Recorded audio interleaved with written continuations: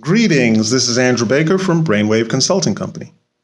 I'm here to talk to small business owners about how they should handle segregation of duties. Now, this is one of the interesting things that come into play when you start doing compliance. And actually for operational security, it's a good idea to not have the foxes, no matter how nice those foxes are, guarding your hen house. Okay, they can be your pet fox, but guarding the hen house puts them in a very awkward position. So you should not have the people who are implementing your technology, your IT management team, your IT administration, your network engineer folks, also be the people who are deciding whether the security that they're putting into place is the right security, whether they're, crossing all the T's, dotting all the I's. You should have someone else doing that.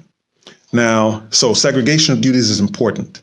It's going to come up, especially when you do compliance, because again, it's not that we don't trust employees. If you don't trust your employees, then you need to let them go and get employees you can trust. Just don't have as employees people you can't trust. That's just bad. But even then, you don't want to put people in a position where they may be tempted to make decisions that are not favorable to you or to themselves, right? So make sure that you have a balance in who is doing work and who is approving or reviewing that work, right? The auditor should not be auditing themselves. The watchers, someone should be watching the watchers.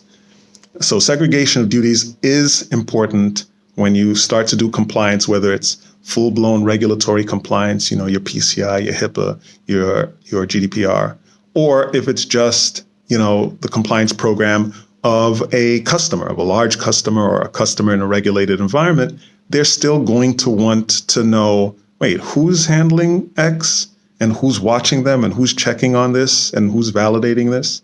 You're always going to want to make sure that you have someone separate there. It can look daunting. A lot of times companies are like, I don't have the headcount for that. You make the headcount for that. And remember, the role does not require a super expensive person for when you have to divvy these things up, when you have to divide these responsibilities. It's not key that every person be, management level or senior engineering level.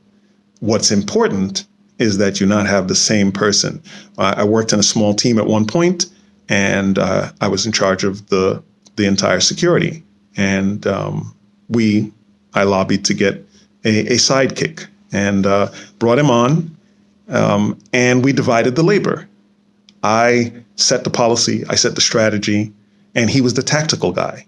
He implemented things. So I would write tickets for him to implement, and I would check. And that way, I kept, even though I had the capacity to do it, I had the accounts that I could do it, but I needed to be able to show cleanly that I was not the one saying, yes, we'll protect it in this way, and then going and putting it in and claiming that it was when it was done, right? You need that paper trail in compliance. You need that paper trail in just operational security. So make sure that what you're doing is having enough people that you can divide those kinds of key responsibilities in a way that makes sense. And trust me, there's a ton of work to do. In fact, we're going to speak in a little bit about ways that you can, how you should look at bringing in someone for certain aspects of tactical security. You'll be surprised. It does not have to cost big dollars, but it will bring huge returns.